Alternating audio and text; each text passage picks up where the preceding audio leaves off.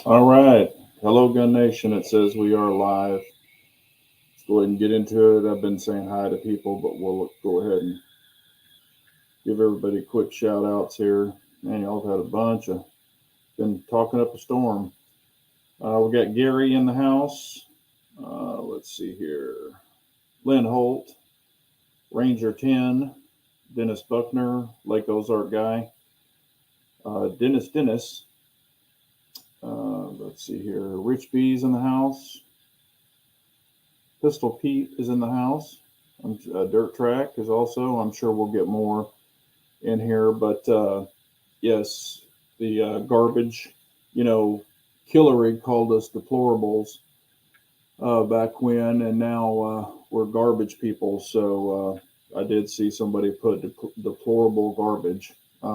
So we got Floridian in the house, but yeah, and I did see Trump in the trash truck. That was pretty awesome.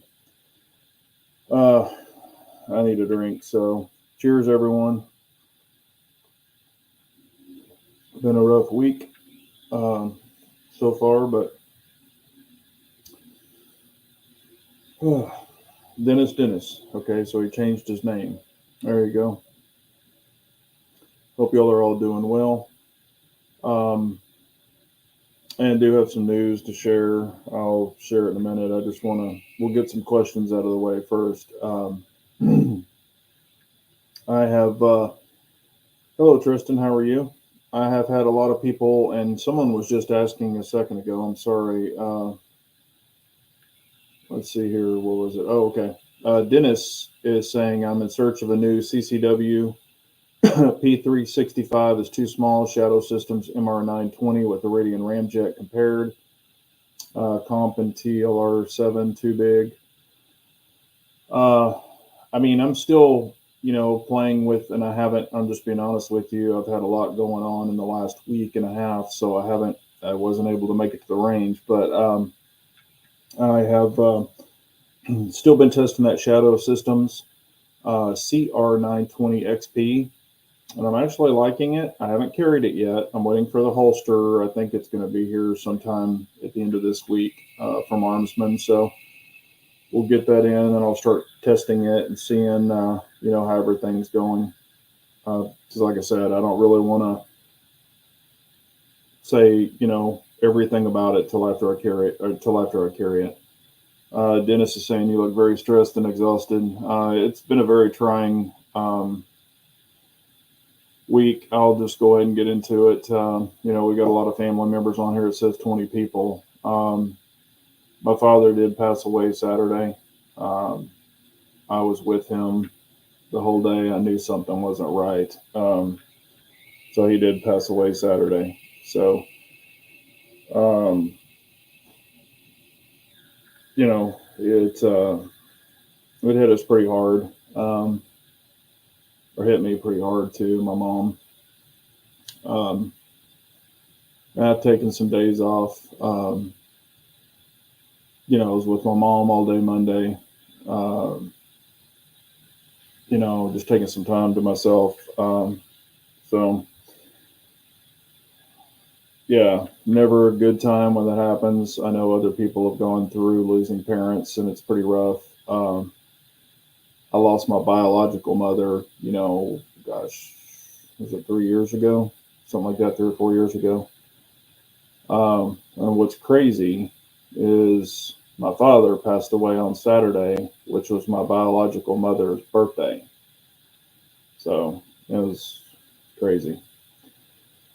But, like I said, we're going to try to press through. And I wanted to do the chat, not for that, but just to kind of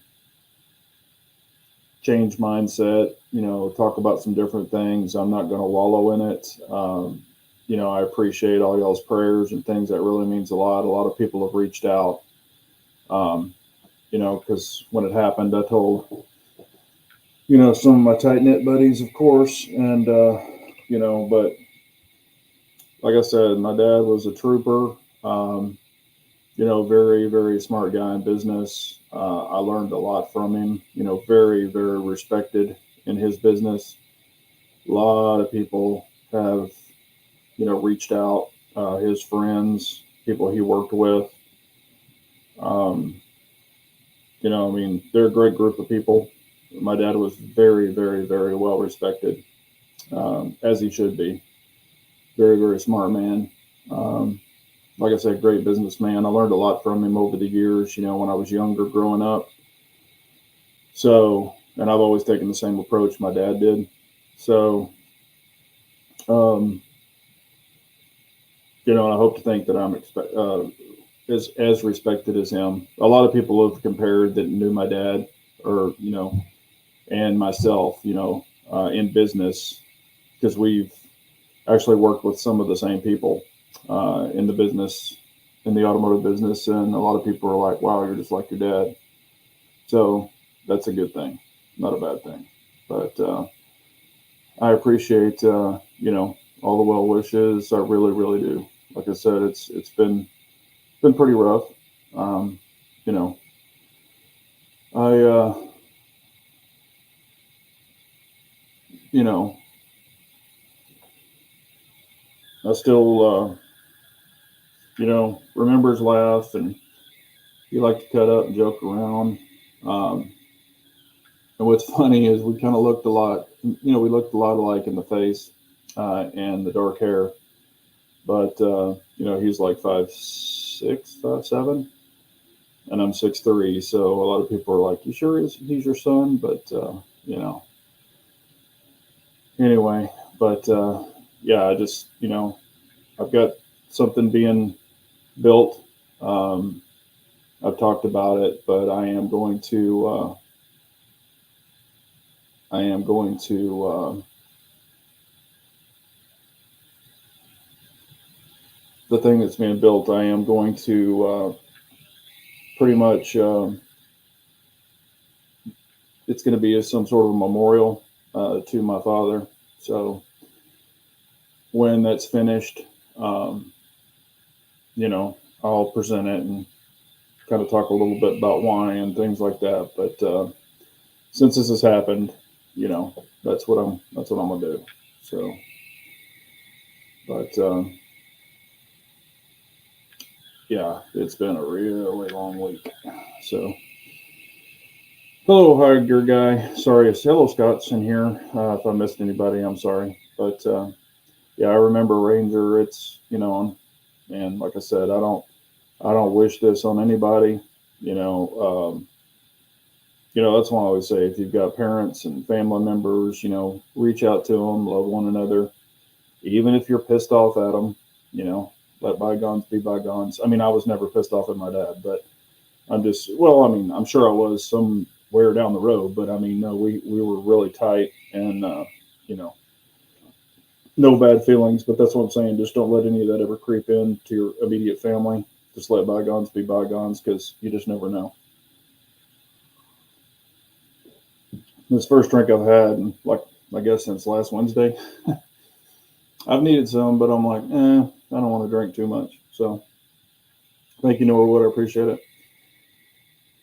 Uh, but yeah, we'll. Hello, Pranic. How are you? But yeah, we'll.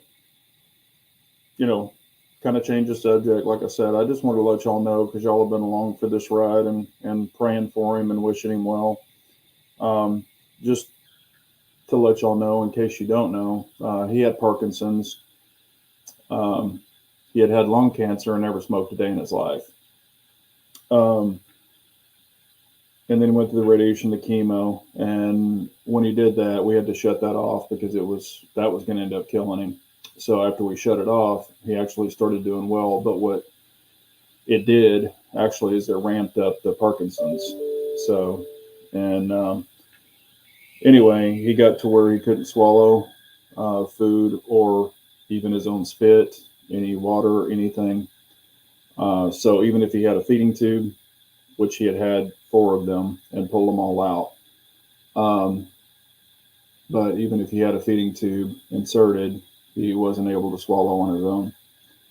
Like I said, even his own spit, and he was choking, so it was actually aspirating into his lungs. So he had food particles and liquid in his lungs from choking, so he was a choking risk because of the Parkinson's as well, and that could turn into pneumonia, and you could basically drown, uh, you know, when it gets in your lungs. So he didn't want machines, he didn't want any of that kind of stuff. So this is his choice.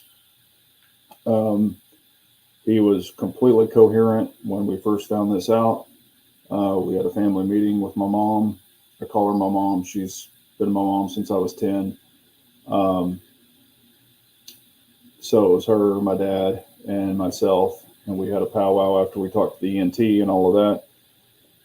And they basically laid it all out in layton terms, which was very good, and no fluff, just nitty gritty, which we needed. And we already knew what he wanted, but he was, of course, right mind and everything. He heard everything. He repeated everything because I asked him to with his name and asked his wishes, which I already knew the wishes. We already knew them, but wanted him to reiterate it, and he did. So that is how we proceeded. So he did not have any food or water or anything since last Friday. I guess it was last Thursday night. No IVs, no nothing. And I told my wife that I didn't think he was going to make it through the weekend. And I was there on Sunday, and it just got worse and worse and worse. And I was there through the whole thing, and got to say goodbye to him. So that is what happened. So, oh, thank you, Steve. Hey, good to see you, man. Hello, Bald. How are you, sir? DB is in the house. Yeah, Bald. I was just talking. I lost my father on Sunday or Saturday. So, but anyway, that's what's going on. I want to definitely change the subject if we can. We'll move on to other things. But yes, we're all garbage people. I guess y'all have heard about that. Um, like I said, sticks and stones will break our bones, but words will never hurt us. So I'm not worried about any of that. But yeah, I still don't know how this is going to turn out. I don't know if y'all have seen what popped up from the Mexico Grand Prix that they had, but they had that Kamala was winning by 5 points with 100% of the vote counted. That showed up on, what was it, Saturday? So I don't know how that happened. They said it was a accident. So y'all can go on and look that up. That was posted live when the race was going on, the Indy or the F1. So that was kind of strange. Thank you, Bold. I appreciate it. Oh yeah, me and my dad were real close. So what we're going to do, we're going to wait till after the holidays coming up, because that's going to be pretty rough. But we're going to have a memorial for my father. We're just going to rent some nice place and have friends and family. And it's going to be more of a celebration. We're not doing the funeral. We want to celebrate my dad and let friends and family and everybody come and talk. Of course, I want to talk about him in front of all of his friends and family and everybody, and let people come up and like I said, he was well respected in his field. So, but great man.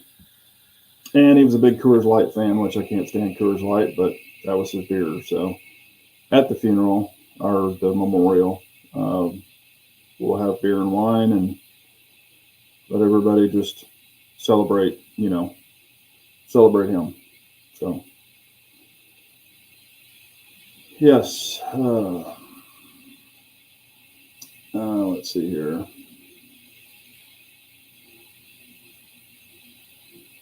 Yeah, I've heard about the Pennsylvania stuff. Yeah. And I do agree with that, Ranger. They've already predicted Phoenix and other states have already said that they're not going to have the votes counted in time, which there's a reason for that. So, Rich B says, I know you're not a color red person, but orange. How do you think the red? Red doesn't bother me. I have some red stuff up there. There's a red a red competition belt and mag holders. Um, I mean, I don't totally dislike red. I like red better than I like blue. Um, and red is a version of orange. So what is it? Orange, or is it red and yellow is orange or something like that? I can't remember the color wheel, but I think that's what it is. Yes, I agree with that, DB. Yes, I certainly do. Um, yeah, I probably will be doing something like that.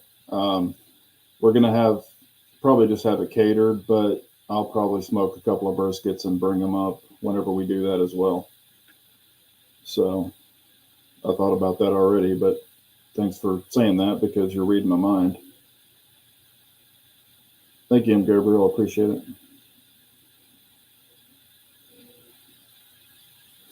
I mean, like I said, I have red grips for some of my guns, and I've ran them before, and I do like them a lot. Um, so, I mean, there's nothing wrong with red at all. If you like red, I mean, everybody has their colors. So, okay, Pranic, yeah, red and yellow is orange. That's what I thought. But like I said, it's been, I've slept since then. So, um, and I mean, I like yellow too. It's not my favorite, but I do like it. Um, but yeah, the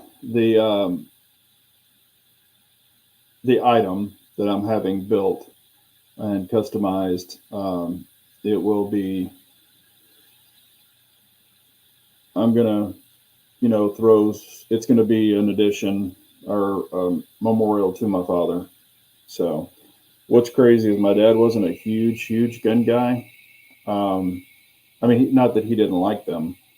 He just wasn't, I guess, as proficient and as into guns as what I've always been. We talked about them occasionally and stuff like that, and he enjoyed them.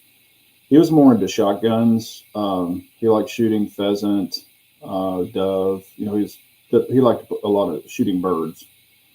That's what he enjoyed, shooting clays and stuff like that.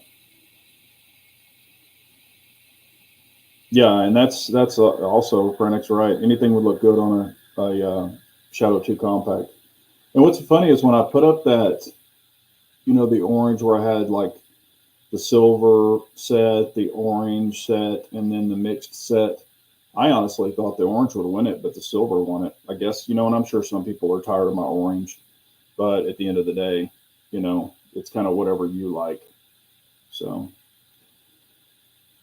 but yeah, and then as far as smaller carry guns, I am getting used to the Shadow Systems CR920 XP. Um, I'm getting more and more used to it. The trigger is still not great. It's not my favorite trigger. It's a little heavy. I don't want to say it's not predictable because it is, but I've wanted to keep it stock for as long as possible. But might be changing that trigger just to get it a little lighter, whether it be a minus connector or ghost connector or what. I don't know yet. I'm still kind of playing around with that. But I like the setup of it. I like the EPS carry that I have on it. I like the TLR7 sub. Um, I'm like I said, once I get the holster, then I'll start, you know, carrying it and doing some draws with it. I haven't done any of that because I don't have the holster yet. Like I said, it should be here maybe by the end of the week. Um, so I want to do a lot of dry drawing slash dry firing with it. Um, so I can get used to it, make sure I can grab the grip properly, not miss the grip, grabbing it. I want to kind of put it through that even before I start carrying it. So I want to spend some time with that. I don't either, Pistol Pete. I don't either. Let's see here. CZ is orange in my head. Canon TSO bias. Yeah. Yeah, of course, on my TSO orange, I had, orange on it as well. Um, I've had some people ask again, um, am I afraid to carry a pistol that doesn't have a decocker? What they're meaning is like the Shadow 2 or excuse me, Shadow 2 compact or Shadow 2, where you're going to put the hammer down or in the quarter cocked position with the safety off. That's the way that gun is pretty much. Now, you can carry it cocked and locked like a 1911, but the TSOs, or excuse me, especially the Shadow 2 compact, it's designed to carry it in the quarter cocked with the safety off. And am I scared to do that? Am I scared to drop to, of course, put the hammer down? No, I mean, I've done that many, many, many, many times. So I'm not scared to. And am I scared to carry it in the quarter cocked position with the safety off? I know that I can't remember who it was asking in the chat one time. I don't know if it was Rich B or who it was, but and I was telling him that. But I've had a lot more people asking me that, like, oh my gosh, I would only carry it cocked and locked, or it needs a decocker, or I wouldn't own that gun because it doesn't have a decocker. And I don't know if it's from the Mac video. I didn't even watch that video because I knew where he was going with it. He said it's unsafe to carry. But I had a lot of responses from that video. Again, I did not watch that video, but I knew what he was probably going to say. But I mean, I've carried guns, a lot of CZs like that in the past, and it doesn't bother me. I'm not scared of it because I'm very used to it. But people who aren't, I could see where they would be a little apprehensive. But like I said in the comments, and I think I said this before on a chat, before you carry it, go to the range, drop the hammer, put your thumb in it, however you want to do it, and practice how to do it before you do it for the very first time. Also, if you don't feel comfortable with it, every time, walk out in your backyard, point it at the ground in a safe position, drop it, put it in the holster, put your finger off the trigger, put it in the holster, keep it like that, and then load it in your pants, take it out like that. The next day, load it in your pants. You don't have to do that every single time or every day if you don't want to. So there are ways around it. Matter of fact, for all my guns, I check them, put them in the holster, or, leave them in the holster, check, make sure the optic's good, turn it up, turn it down. If I'm pulling it out, check it for the light. I'll do that, put it back in the holster, and then slide the whole unit into my pants. So, there's ways to work around everything if you don't feel comfortable with it, but I totally feel comfortable with it, so it's not scary to me because I've done it for so long. But I could see where some people would be a little apprehensive with it, and that's perfectly understandable until you get used to a double action, single action trigger without a decocker. If it's a decocker, you just pop the decocker down and you're good to go. It's not going to go off. You don't have to worry about that. But again, if you feel uncomfortable, take that to the range, pop your decocker down with your finger off the trigger, pop the decocker, and test it before you carry it. Hammer pinch, yep. You can do the hammer pinch. You can put your thumb literally in there. Some people put their thumb in there and then pull it and let it fall on their thumb. There's different ways to do it. I prefer the pinch method, but you can do it either or.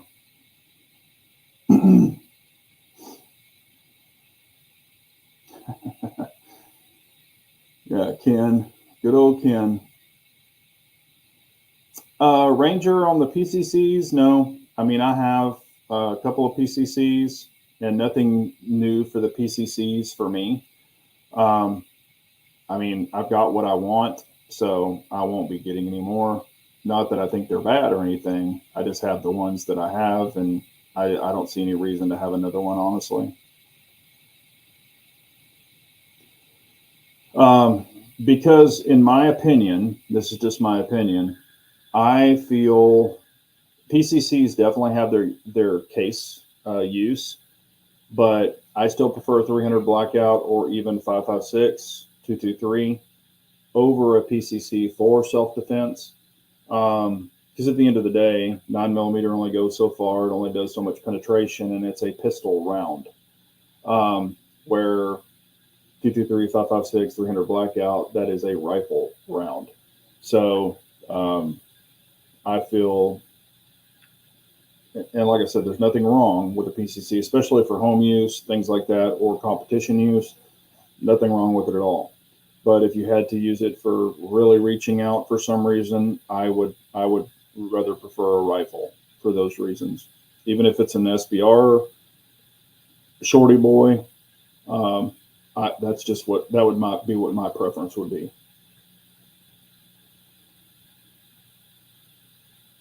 Major 10 says, I think people need to respect the firearm they carry no matter how they carry. Being afraid to me means you might need more training to get more comfortable carrying. And I totally agree with that. And I've said that numerous times. You know, I don't want anybody to stick something down their pants because I've seen it numerous times. I was even guilty of it way, way back. You know, it's new. You're putting it in your pants, and you know you're kind of moving it around. You want to touch it. You want to do all this stuff. You know, you don't want to be walking around touching your gun. I've seen people do it, and I'm like, well, he's carrying, or he's a new carrier. And there's nothing wrong with that. Other people go through that as well. But, you know, once you put it in your britches, you just want to leave it alone until, you know, you might need it. But yeah, I mean, I think everybody goes through that, and it's something new, something different. That's why I try to say, and I've said this numerous times, I feel everybody should have, um, I feel everybody should have, you know, a striker fire, single action, and a double action single action. I feel that everybody should have, um, you know, all the different types of trigger groups that they could potentially carry. I don't think that's a bad thing at all. I think that would be that way you're just familiar with different trigger options. Because if anything happened and say it wasn't yours, but you had to use it or something like that, you're going to be somewhat familiar with it. So I think that's a good thing to. Sorry about that. That's just my mom checking on me. You know, we've been talking back and forth, so she was just checking in. So I'll talk to her after the chat. But uh, I think that you know, being familiar with different options is not never a bad thing. So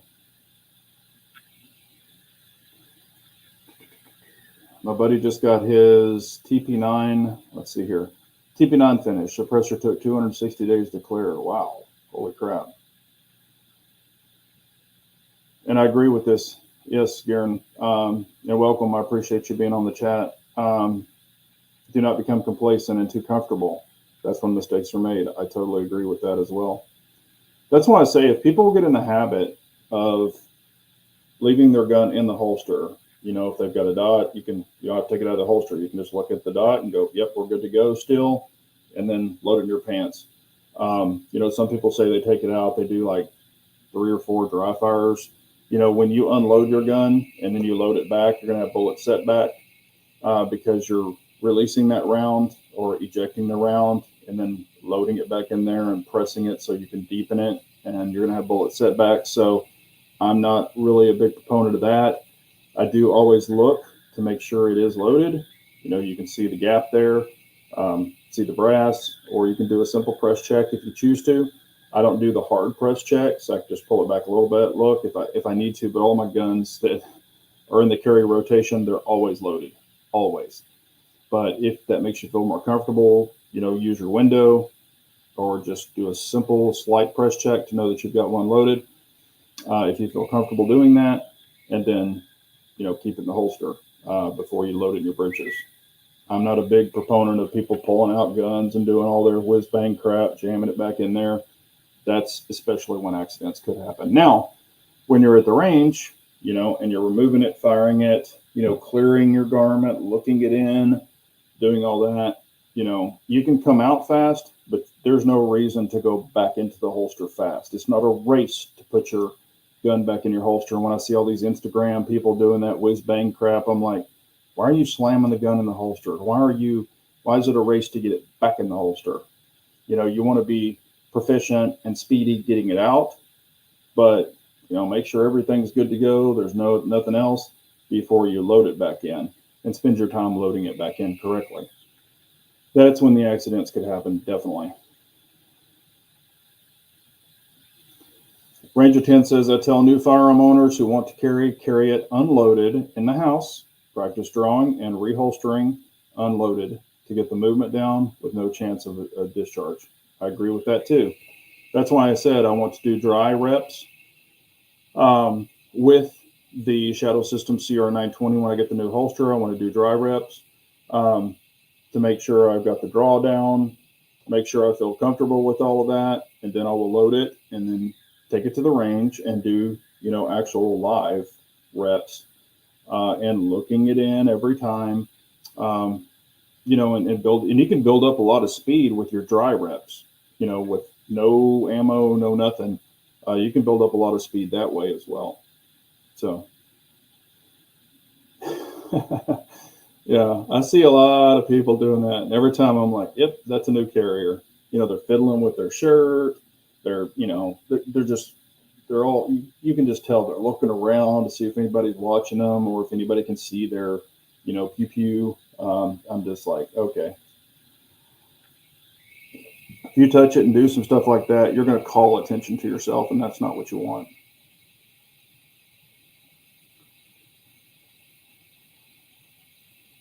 Oh, okay. Looney Tune got the new HK-CC9 yesterday. Excited for the weekend. What do you think about it so far? With just finger banging it and playing around with it. You like it? Yes. Anyone have any experience with Smith & Wesson Sport AR? Yeah, I had the Smith & Wesson M&P Sport 1. I had the Smith & Wesson M&P Sport 2. For a beginner rifle or a newer, 2 ARs, I don't think there's anything wrong with them. They shoot great. They've got a lifetime warranty. I mean, both of mine have worked. I do tend to, even when I had my second one, the first one I left non-upgraded. The second one I upgraded to a free float rail. I changed the rail out on it because it just had the plastic crap on it. I ended up upgrading it quite a bit. And that's why if you think you're going to do that, now if it already has a real rail, not the polymer little handguard thing on it, I would that would be fine. I would get you a good light, get you a good optic, go from there. And you can put a good trigger in it. I'm not for mil spec. I'm not even joking. I probably have about 30 mil spec triggers I've pulled out. I'm just not a mil spec guy. Of course, we all grew up shooting those. They get the point across. You can get used to them. I just don't prefer them. I prefer about a 3.5 pound trigger on my ARs, and then on my pistols, I prefer 4 pounds or under. Some of the 2011s and 1911s I've had in the past, 2.5 to 3 pounds.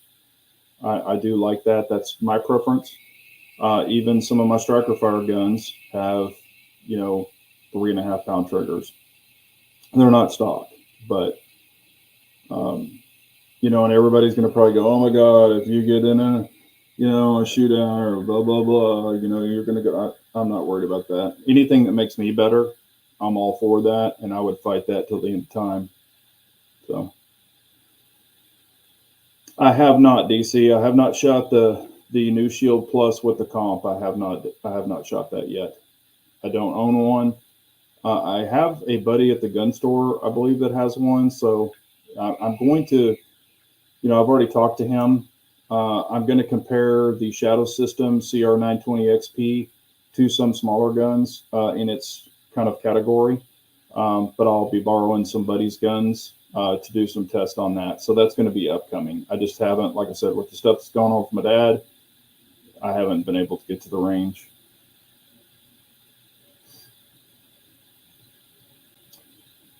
Darren is saying, keep the gun in the fight until there's no longer a fight, then reholster. Totally agree. Hello, Clyde. How are you, sir? Confidence checks.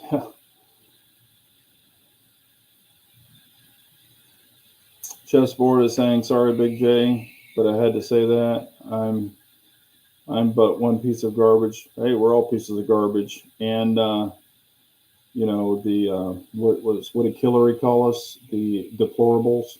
So we're deplorable garbage. With my hammer fire guns, when I reholster, ride the hammer thumb down. That's the advantage of a hammer fire gun, and that is correct. And if people do not know what Scott's talking about on your hammer guns, you can actually put your thumb on the back of the hammer. So as you were loading it into the holster with your finger off the trigger, of course, your thumb on the back of the hammer as you're loading it in. If the trigger were to be hit or pulled, it's going to try to pull the hammer back. If your thumb is there, you can feel that. So you're going to go, hey, there's something in the way. So let's not do that. So that is at the advantage, and I do that as well. So I do put my thumb on the back there.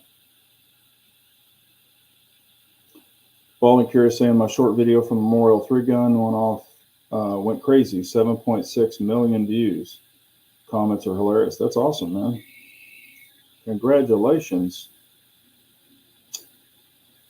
USP 9 and USP 45 next for me. I had the USP 45. I really enjoyed it. I had shot the USP 9. I've never owned one, but they're great guns. The only thing, I'm a dot guy now. Not knocking the guns. They're great guns, but I would definitely have it milled, depending on if they could be milled. I don't know. I never had anyone check, so not sure. Looney is saying CC9 is the same size and length and height as my 3.1 ported Shield Plus with 10 round mags. It doesn't feel like a Taurus. Very heavy recoil spring, triggers similar to VP9. Picked up an R7 Mako also. There you go. That's cool. Yeah, I mean, I was just saying the original comment that I said is I said it looks very similar to a Taurus. You know, kind of like they copied their homework. If you're just looking at picture to picture, they look similar. You know, I'm sure the HK is made better, and etc. I'm not knocking Taurus, but I'm sure it's more of a quality piece. But there you go. I got Gideon Optics, or Gideon Omega Optic for my Bull Armory, and it performed flawlessly, even direct sunlight, unlike Swamp Fox Optic on my shotgun, completely washed out.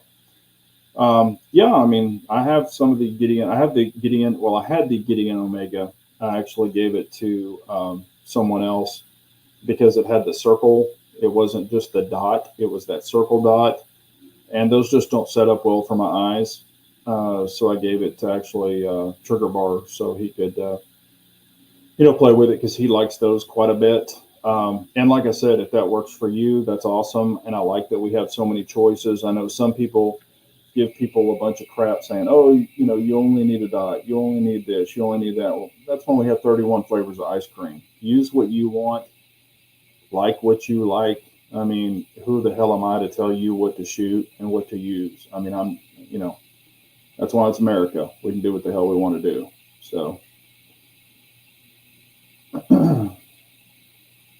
yeah, and I would agree with that, DC. I mean, Smith & Wesson make really good ARs. You know, I never had a problem with either one of mine. And if that's in your price point and that works for you, I mean, like I said, it's got a lifetime warranty on it. Shit, buy one. I just really like building uppers or having just a little bit of difference with it, but you can always take that, put a better bolt carrier group in it if you choose to. I mean, there's a lot of things you can do to even make them better if you ever want to upgrade them, so to say, with triggers and different BCGs and, of course, charging handles and things like that. It's kind of like a, you know, it's kind of like a frame. Or even for race cars, I've built numerous cars.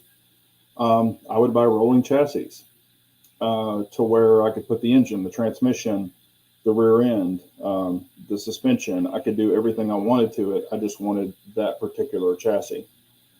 It's crazy. I've even had Camaros.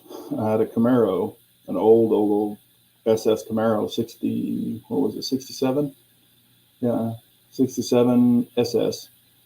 That had a freaking Mopar engine in it. So, and I mean, you can have Fords with Chevy engines. You can have Chevys with Ford engines. You know, that's the neat thing about that. You can build it the way you want.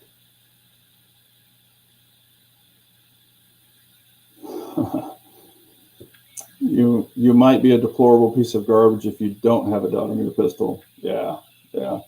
No, I think it's like I said. I think I know you're just joking around, but you know they can call us what they want to call us. I really don't care about that. I just know that at the end of the day, I can sleep good because I'm an honest person. I don't sleep on my wallet. I don't rip people off. You know, that's what it's all about. And I don't tell people what to do. The Archon Type B caught my attention. PTR is selling them. Yep. Yeah, I mean, they're nice pistols. A buddy of mine at the gun store has one. He's got it comped. He got it milled for a dot. And it's a nice pistol. I haven't shot it yet. I am going to be shooting it and testing it to give my opinion on it. So he's told me I can shoot it anytime I want to. So I want to test it out and see what I think about it. Because I don't have, other than putting my hand on the new one, that's about the most experience I have. I would prefer the longer grip, where you can put the longer mag in it. Because the way he had it set up with the shorter grip, which he has the extension, where you can put the little plates in it or the little spacers. He had it set up with the smaller, but he has smaller hands than me. So I would prefer to have the longer grip personally. Yeah, anytime, William. I mean, I'll give my honest opinion. Y'all know that. I don't bullshit y'all. I tell you honest opinions. If I haven't tried something, I'll be honest and tell you I haven't tried it too. I haven't tried everything out there. There's so many things out there. Hello, Trigger Bar. I appreciate you, sir. Yeah, I mean, it was not looking forward to what happened, but I know he's in a better place. I know he's comfortable, not in pain anymore, and that's what it's all about. So, but yeah, and if y'all haven't checked out Trigger Bar, he's got a great channel too. So please go over and check him out. He just did a chat last night. I haven't been able to watch it yet, but I will. We all might be pieces of garbage, but at least hit that thumbs up button. Yeah, I appreciate that dirt track. Yeah, hit the thumbs up. That always gets the message out. Even though this will probably be demonetized by YouTube, even though I haven't said anything incorrect, they've been picking on me lately. I'm sure all the content creators out there, they've been doing that as well. But, this too shall pass, or hopefully. I'm sure, hell, as we get closer to the election, I'm sure it might even get worse. Who knows? I'm looking at the AO 2311. Been thinking about one since last SHOT Show. They're coming with a new full-size pro model with ported barrel. Yeah, and I've seen those.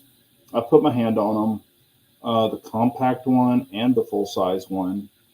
And this is just my opinion. I don't think there's anything wrong with them. I already own real 2011s. I know you do as well. You're getting the SIG, being able to use the SIG mags in it is a good thing too for a lot of people. They just don't do much for me personally. I'm not saying they're bad pistols. They just don't do much for me personally. So, but if you own one, you like it, hey, rock it, But I'm not on that bandwagon personally. Thank you, Mook. I really appreciate it, sir, very much.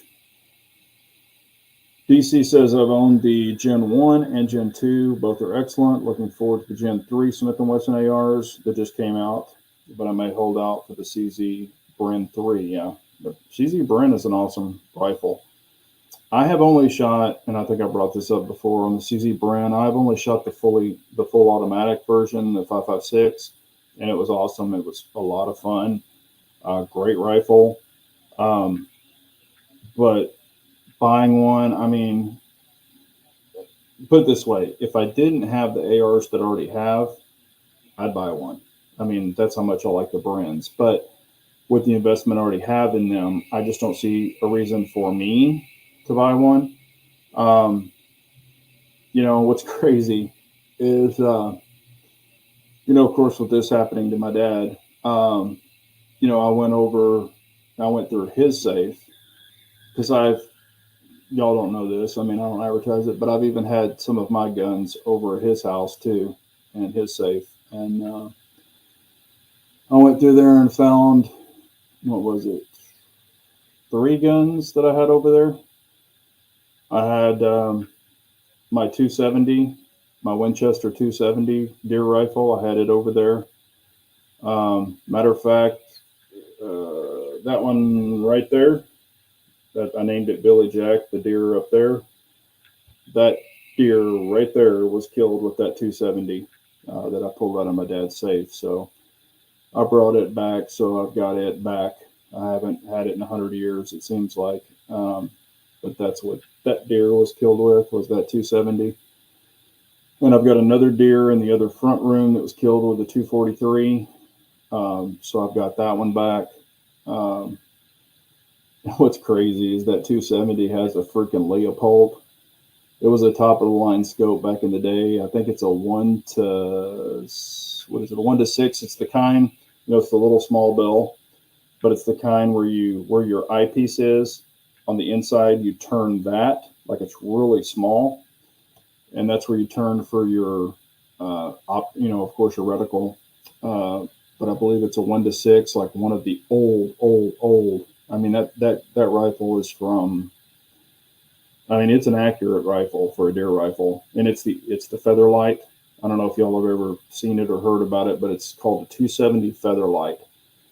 Super light deer rifle, and it's very, very accurate. But yeah, it's a 270, and the great thing about a 270 and 308, they're actually kind of comparable. The 270 is flatter, kicks a little less than a 308, and it's a great deer rifle round. It's kind of more old school. Not a lot of people use 270 anymore, but I don't even know if I have any freaking ammo for it anymore. Maybe I do in one of my ammo things. I don't know, but so I've always appreciated 270, but it is kind of an older cartridge. A lot of people, it's kind of been surpassed. Some people still really love it. But so I've got that, and then I picked up my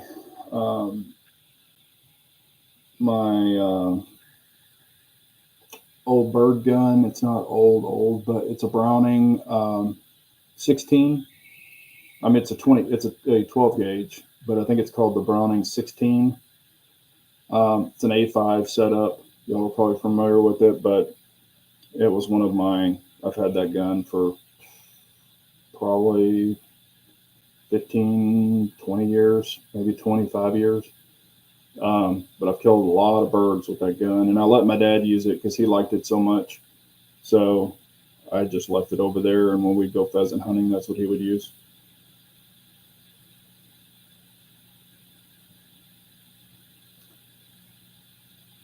Yeah, it is. Yes, sir.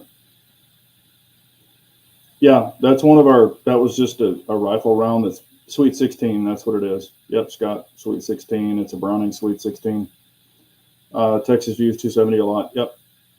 It was way more popular back then. I still had a 308 back then, but I used the 270 because it was so light. And it was easier to climb up deer stands because we had deer stands on our land. So the 270 was lighter to climb up deer stands and to carry. We used to drive. We had an old Willys Jeep, like an original Willys, 3-cylinder, I believe it was, and we used to drive that on the deer lease and drive to the stands and climb up the stands. So I used the 270 quite a bit. But yeah, I got it back, and when I pulled it out of the safe and looked at it, man, of course that brought back a bunch of memories. When I killed Billy Jack up there, I named it Billy Jack. I don't know why. It just, yes, if y'all have ever seen the movie Billy Jack back in the day, that was just a name that kind of stuck. So, and the other one in the front is named, what did I name him? Oh, my wife remembers all these names. I can't remember them. But I've got antler heads. I have some with just the I don't know what you call them, where you take the skull the cap off with the horns. But in my life, I've killed a lot of deer, and I've got the caps. I guess the skull with the, not the full mounts like those are. And I've got those. I've taken pictures in the past and posted them, and because people were like, "Hey, I want to see all your horns," and so I've done it. But you'd have to go way back to look at them, I'm sure. And I did some of them back on Instagram years and years and years ago. Garen says, I heard a lot of Texans use 7.62 by 39 on hogs. I want to build an AK or hybrid AR-AK rifle. Yeah, a lot of people used to use 7.62 by 39 back when it was super cheap with the old Russian ammo, and they still do. But some people have gone to 300 blackout, because in hell they're almost the same price. So let's see here. I've sporterized. Didn't do it. 1917 Enfield. That's a nice deer hunting rifle. Yeah. I like a simplistic bolt gun. Not everything has to have a huge chassis and stuff like that. But that 270, like I said, I've killed a lot of deer with that in the 243. I've got a 30-30. I don't know where the hell it is though. Or no, I'm sorry, a 30-06. I've got a 30-06, not a 30-30. My uncle has my old 30-30 and won't sell it back to me. It was the original 30-30, like the old school 30-30, and he won't sell it back to me. So, but yeah, I've got a 30-06 somewhere. I didn't go through everything, so it might still be over at my dad's.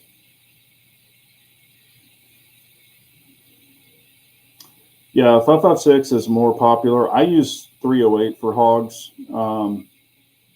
I just prefer 308, but I mean, there's a lot of things that will take down a hog. But man, when you get into that plate, I mean, it's all about shot placement. Yeah, I mean, 270 used to be the shit back in the days, but it everything stuff advances. But I will say this, the 270 versus a 308, it's flatter, kind of like a 6.5. Because of course 308 is a heavier grain bullet, but it has a flatter trajectory, so to say. Yeah, 270 will take down an elk.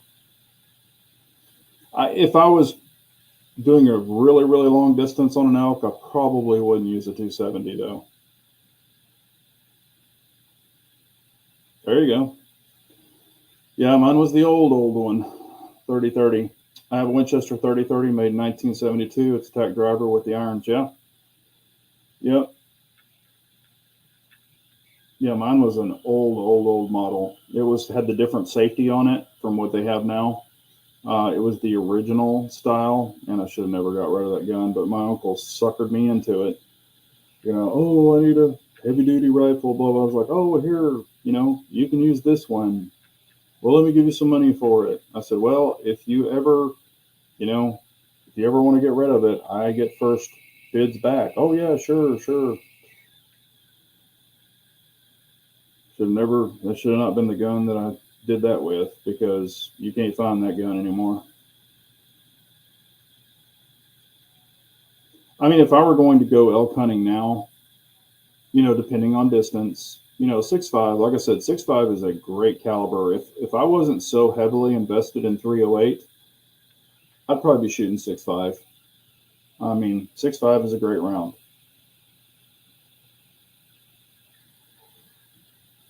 And I get it all the time. People are like, why do you have 308? 6.5 is much better. And I'm like, I get it, but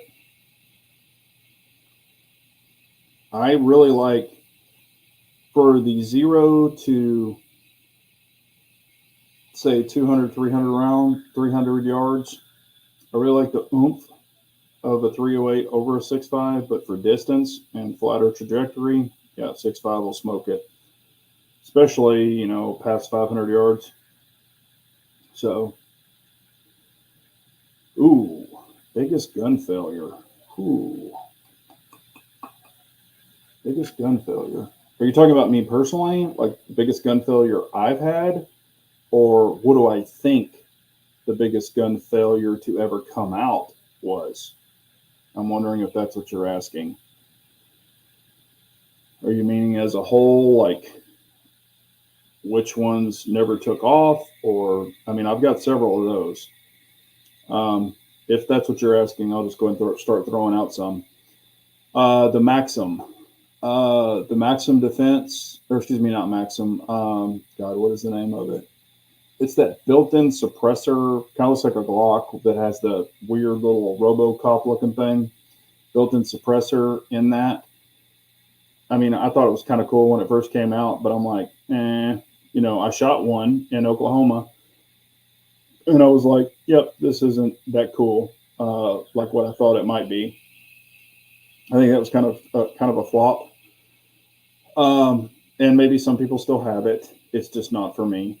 Um, 'cause you can't remove it. It looks like it reminds me of a freaking paddle oar for a canoe. So, I mean, it's cool. It's quiet, but pistol, anything other than a 22 suppressor really doesn't do anything for me on a pistol. I know a lot of people like them for 9mm pistols and things like that. That's just not my jam, and I'm not hating on you if you like it. And then, honestly, and I'll say it, I think the Daniel Defense, kind of what was it, the gun they kind of remade, the Hudson H9 that Daniel Defense made. I mean, it was everybody was thinking it was the shit when it was reinvented or redesigned. You don't hear about that thing now at all. Not saying it was a bad thing. If people like that, that's cool. It wasn't for me. And I have two friends that have them, and they like them, and they really liked them when they first came out. But I haven't heard shit about them since. So, um, and this is another thing. The new Winchester, they came out with a 21 caliber. Um, I don't think that's really going to take off as well as a lot of people think it is. The 30 Super Carry was a complete flop in the whole industry. What was it? The Valkyrie, what was it? God, I can't remember the actual number on it. That's how long it's been. But the Valkyrie round was a total flop. But the 30 Super Carry, I thought was a joke. I was like, seriously? And now you see those guns for like 200, 250 bucks new, trying to sell those things. And I understand if you have one and you like it, that's cool, because you can get 1 to 2 more rounds in it, which is cool. But I think they were making that for something that we didn't need, honestly. 224 Valkyrie, yeah. Yeah, the 45 gap was a joke too. A buddy of mine bought the 45 gap Glock, and he's like, "Oh man, this is so revolutionary." That gun's a piece of shit. It is a complete piece of shit. I mean, it's like, what was wrong with 45? Why'd you need a 45 gap? Let's see here. Ranger saying this. The 6.5 my brother is using is mine. Ruger American in the Go Wild camo with a 6 BDX system scope on it. It's my favorite rifle. Yeah. The 6.5 is not a joke. It's a great rifle. 50 Beowulf, it's still kind of popular in some. I think the 50 Beowulf is actually more popular than the 224 Valkyrie. 22 Arc, I see it having a little bit of legs. Some people really like it. For me, I won't buy one personally. I just see no reason in it. But I think it's going to be pretty popular for like coyote hunting. I mean, I can see where, I mean, I would still use a 5.56 personally. Or, I mean, they have the Wildcat rounds too that people still use. What is it, the 22 250 or something like that? I know people who coyote hunt with that. I think it's the 22 250. I could be wrong, but they call it a Wildcat round. That was good. I actually needed that. 338 Arc. I'm not seeing that taking off at all. I know people will make something for it. In my opinion, I see 8.6 being more popular than the 338 Arc, personally. But again, I could be wrong. 17 WSC or HMR, yeah. I mean, that was popular for some small game hunting. But yeah, 22 250. I know a guy who makes his own rounds and he shoots coyotes with it. And that's what I've heard too, that it is a barrel burner. He's actually made some so freaking hot it ripped the jackets off the bullets. So that's not good. Uh-oh, here we go. We got the lowdown. 40 watching, only 24 likes. Smash that like button. Yeah, y'all smash it. I appreciate that so much. Yeah, 2250 is, yeah, and he used it strictly for coyote hunting.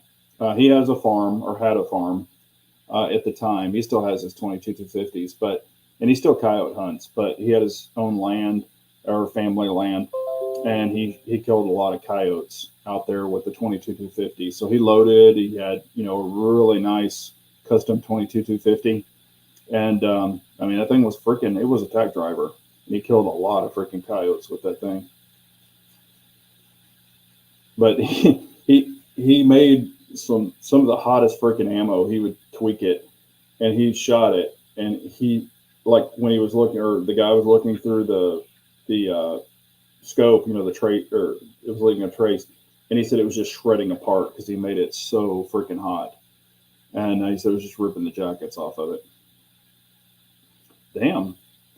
Lynn saying he took his first deer with a 22 250. That's awesome. I've never shot a 22 250. I've never shot his coyote gun.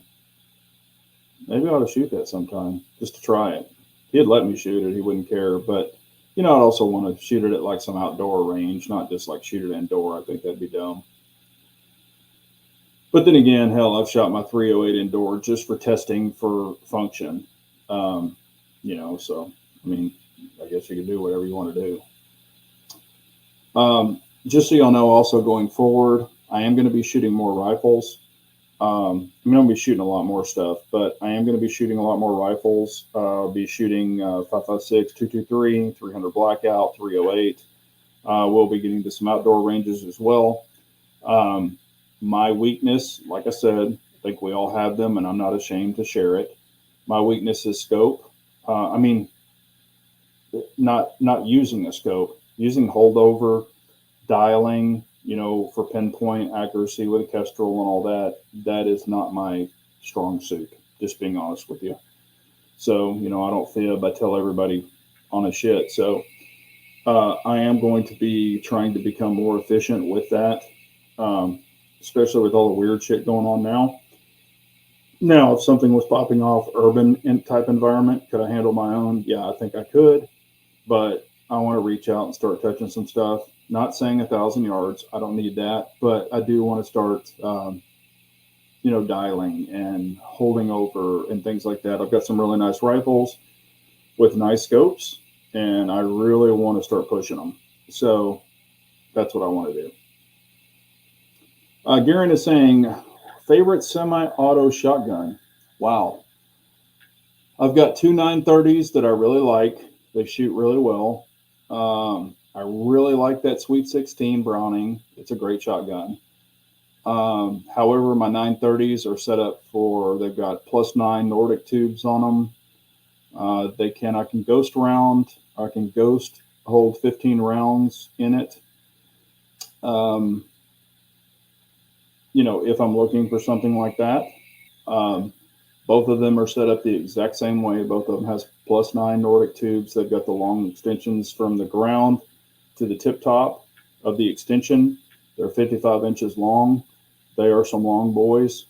And they'll pump out and they run really well, but they will pump out some horsepower. Of course, if you run slugs, like magnums in it, it's going to be decreased in the rounds. 2 3/4, I believe, with a ghost load, because I can ghost load them on the Mossberg. I think I can get 15 in it. I think I did a video way back when showing that. It's probably a 6 or 7 year old video. And they run great. So big fan of Mossberg, even over the A5, the Browning setup, because of the thumb safety. It's on the top versus the little goofy push buttons because my fingers are too big. So I'm a big Mossberg fan. And of course, I love the 590A1 for my pump. I know you didn't ask about pump, but the 590A1 is my favorite pump. And yes, I've shot Berettas and I've shot Benellis, and not that I dislike them. I just really like the 590A1. So, hello, Nathan. Yes, that's my name. Big Johnson is my name.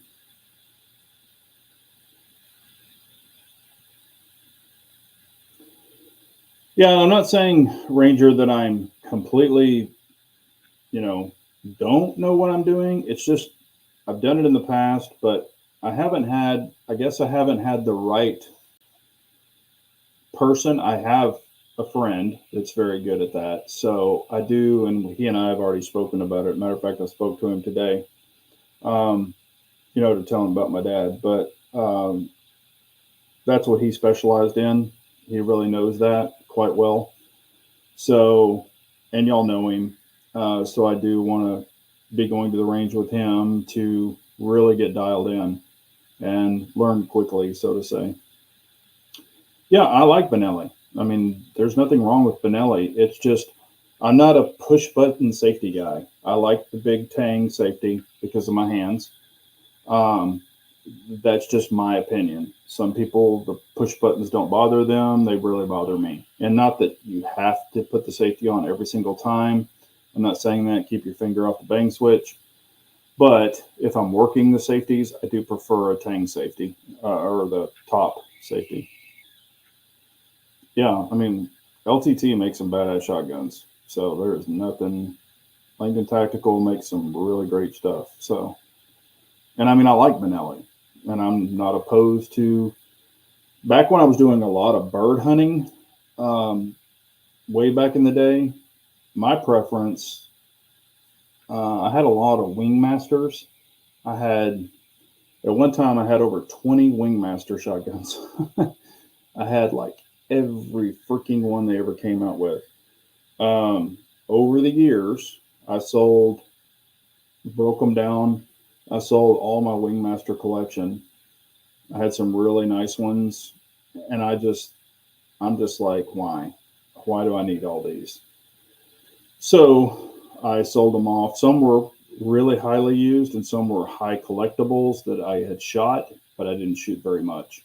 So I sold off every Wingmaster I had, and at one time I had over 20 of them.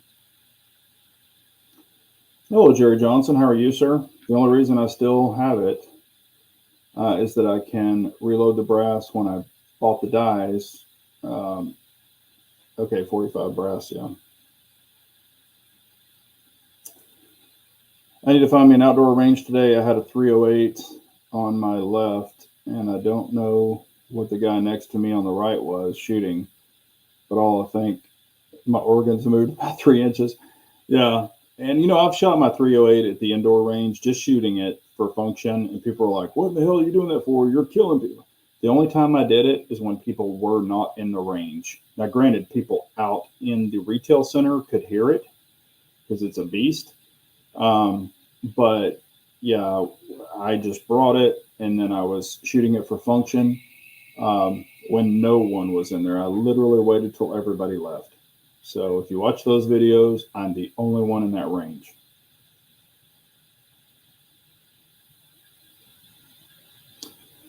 Anyone ever cut a shotgun barrel down with legal length? I have not. Um, I haven't chopped a barrel on one. I used to do a lot of cut shells back in the day, but just the shells. My grandfather taught me that.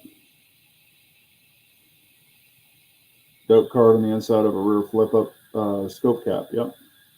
And hell, they've got the little flip out, dope card holders now. And some people just use them on their stock too. Or they'll use the arm, where they've got the little arm pad with their dope on it. Yep. Van Comp does make some nice stuff. I've seen some of their stuff. Let's see here. Whoops. Looking at the 940 tactical, yeah, I mean, it's a great shotgun. I have the 930, which was before the 940. I've got two of those. Um, I mean, I just like Mossberg shotguns. I think they make great shotguns. Knock on wood. This isn't wood, but it's stainless steel. But I mean, I've had great luck with Mossberg shotguns. Anything can happen. So if you haven't had good luck with yours or whatever, I know stuff can happen. Um, but through my 930s, I've got, I mean, what's crazy is mine shoots low brass, high brass. It doesn't shoot paper very well. The old paper rounds, that cardboardy crap. I've got some super old rounds. I tried to shoot those and it really didn't like those very well. But it does shoot low brass, high brass. Now, of course, my pump shotguns will shoot anything. It doesn't matter. But the low brass and the high brass that I have, it shot all of it. But some of the semis can be, or semi-auto, they can be a little picky with low brass and high brass. Some only like high, some don't like low. But that's the great thing about a Mossberg 930 pump is it shoots, or excuse me, a 590A1 pump is it'll shoot anything. So that's why I like it. Let's see here. After the man wins, you need to go hard and get rid of NFA Act, make machine guns legal, move gun-free zones, no restriction on mag, no infringement. I hope that happens. I still don't know if that will happen, even if he does win. I hope it does, because we don't. I hope they cancel all these alphabet agencies. We don't need them. I even have an 870 somewhere. It's an old 870 pump. I don't know where the hell it is, but I still have it. But again, with the push button, I'm just not a big fan of it. I do have a family friend that really does need a shotgun, so I might loan the 870 to them. 887, okay. Supernovas, yeah, Supernovas are nice shotguns. They're very underappreciated. A lot of people are like, "Oh, the Novas are pieces of crap." I don't think they are.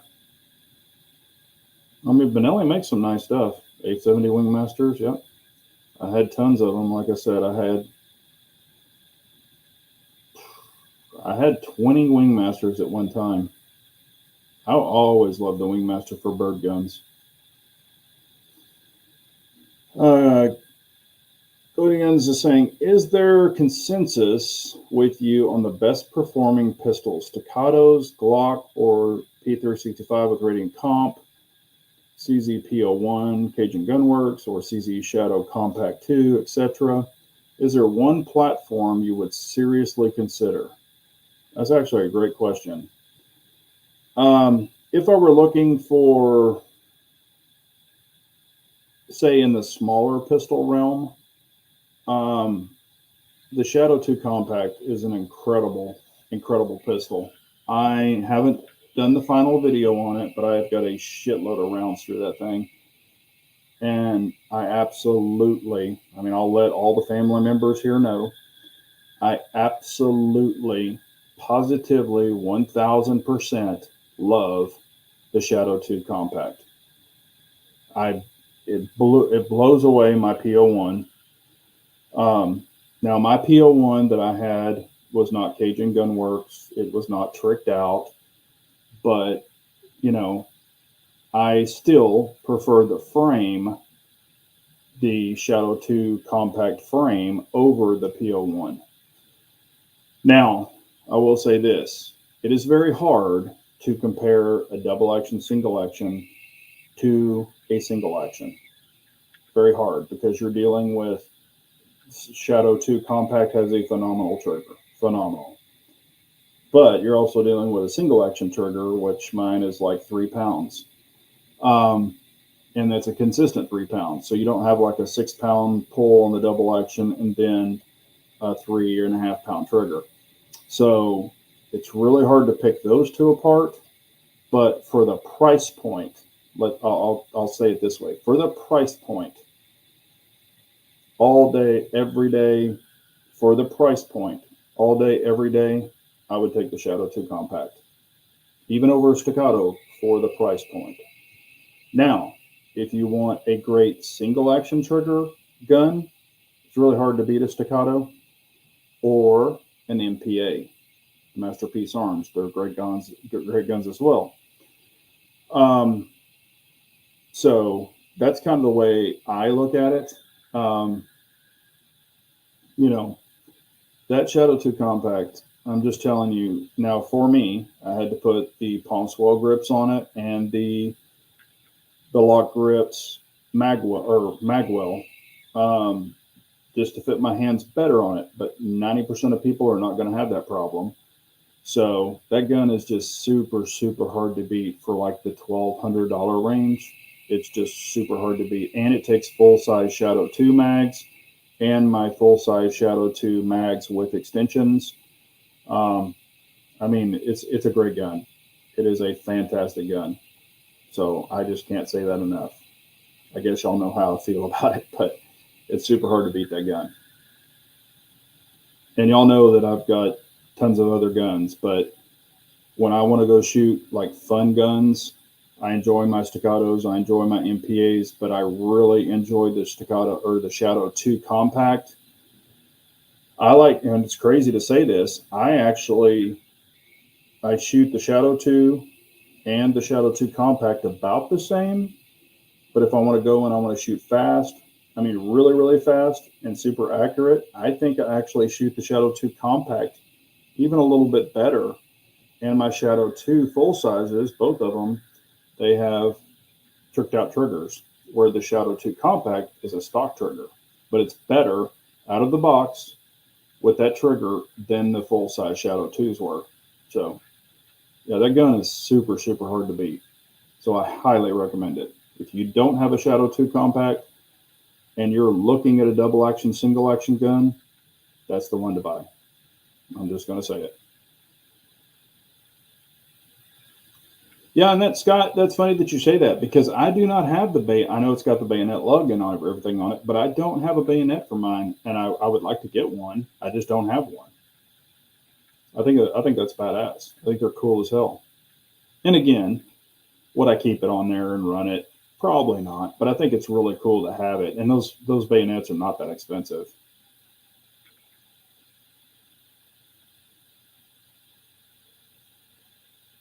Woo! Yeah. Getting a flooring quote. One of the charges was to test for asbestos. Woo! Yep. They have to do that now.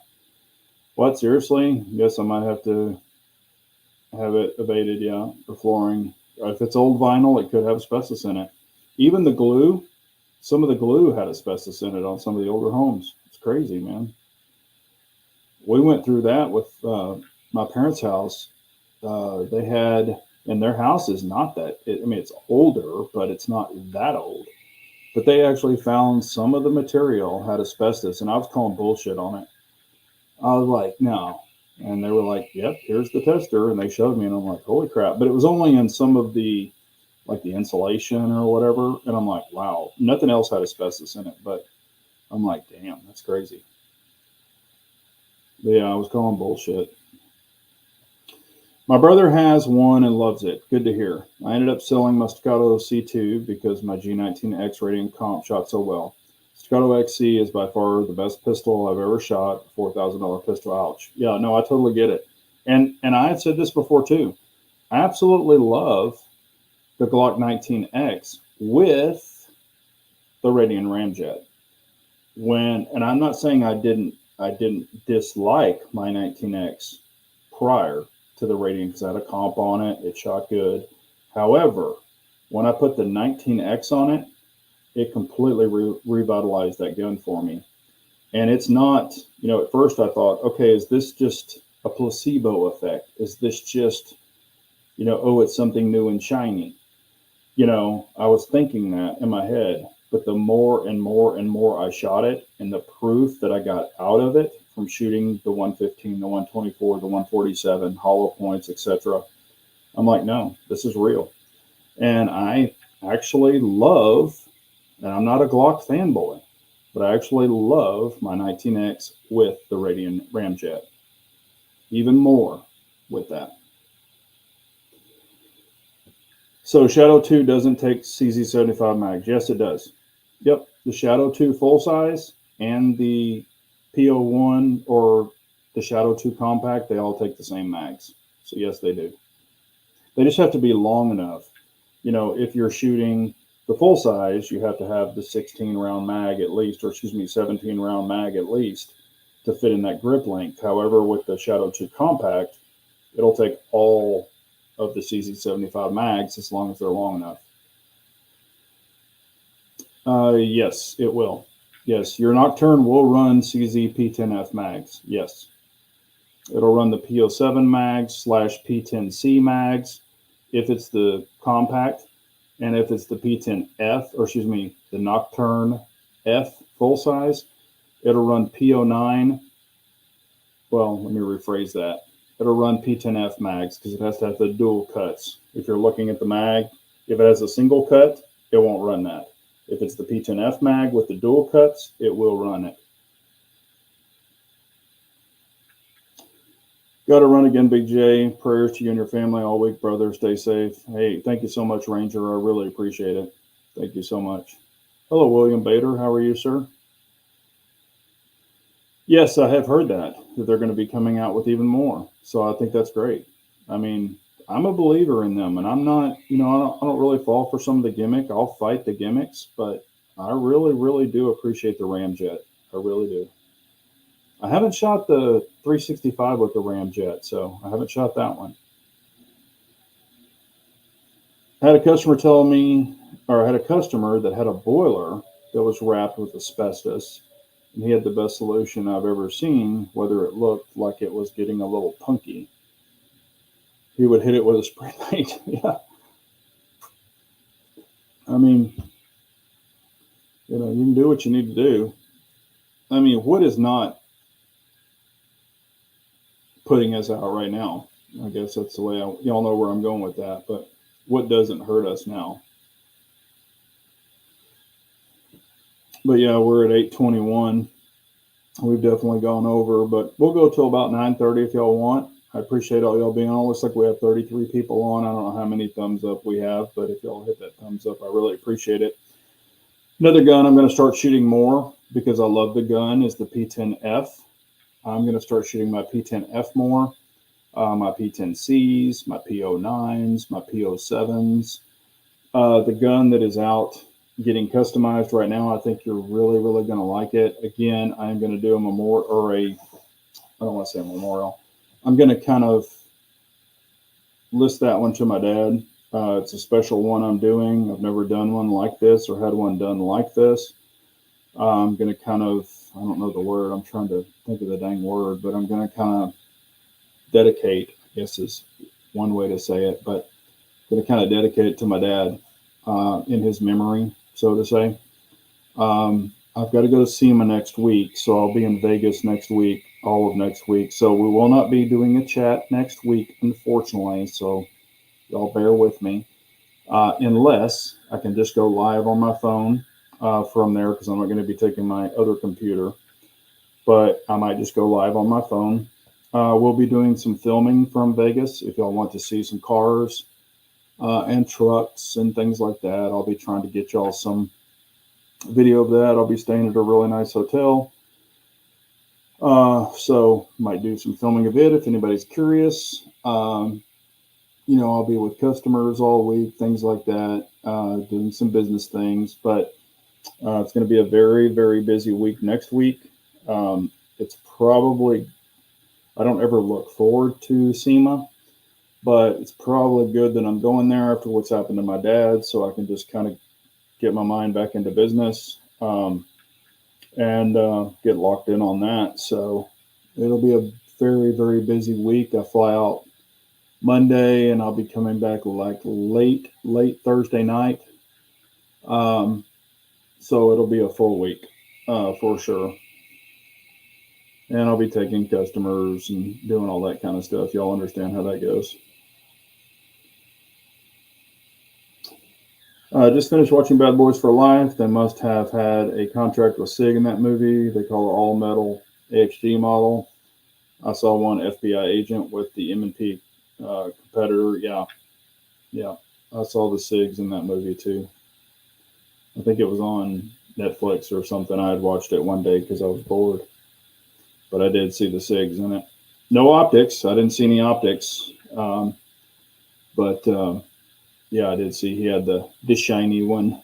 So, but yeah, it's going to be a very busy and fast-paced week. Next week, I'll be 2 hours behind, so that's always a weird thing, um, you know.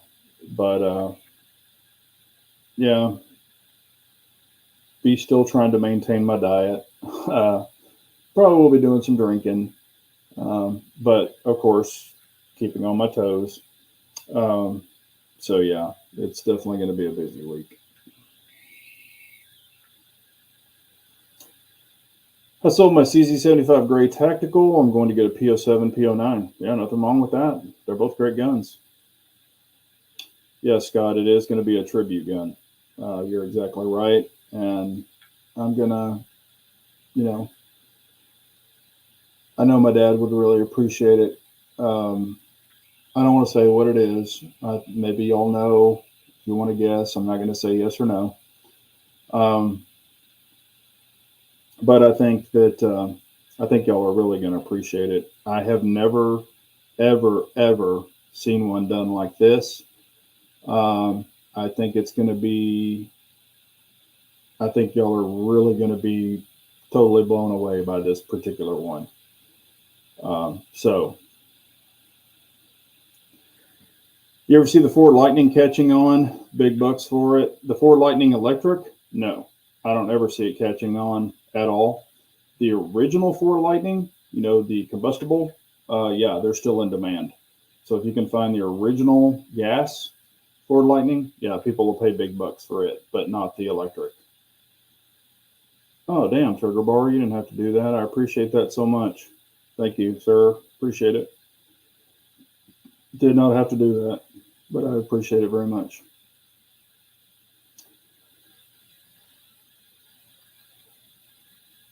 Yeah, they're calling the new electric one. They're calling it the Ford Lightning. The gas powered one, they did call it the Ford Lightning as well. They're not calling the new one the Ford Lightning 2. The electric one, they're calling it the Ford Lightning, which I thought was kind of stupid, but I was like, why didn't you call it something different? But they didn't. I will also be seeing, I'll be visiting with Ford. I'll be visiting with Chevrolet. I'll be visiting with Dodge. I'll be visiting with all of them to see, as far as any of the new prototypes, anything that I can show and film, I will. We've got NDAs on a lot of that, so I can't share some of it. But if they're like, yes, you can share this, then I will. But I'm kind of excited to see, and I know we've got some new stuff coming. The Caterpillar truck, if y'all haven't seen it, I've talked about it in the past. It's going to be coming. It's pretty cool. I think y'all will probably like it. It's the new, like, 1500 version, and I think they're going to have a 2500 version as well. But there you go. Let's see here. I wanted electric Lightning, but 4 dealerships were terrible and tried to do a lot of bait and switch on me. So I said, bye-bye. You did the right thing. Do not buy a Lightning. They've had so many freaking problems with them. Yeah, don't buy a Lightning. Ford Snakebite. Yeah, there's some people who did. They took the F-150s and tricked them out into a Snakebite, like, personal edition. You know, there is also not Hennessy. Hennessy makes one, the Velociraptor. Who's the other one that did it? It's the Baja, Shelby.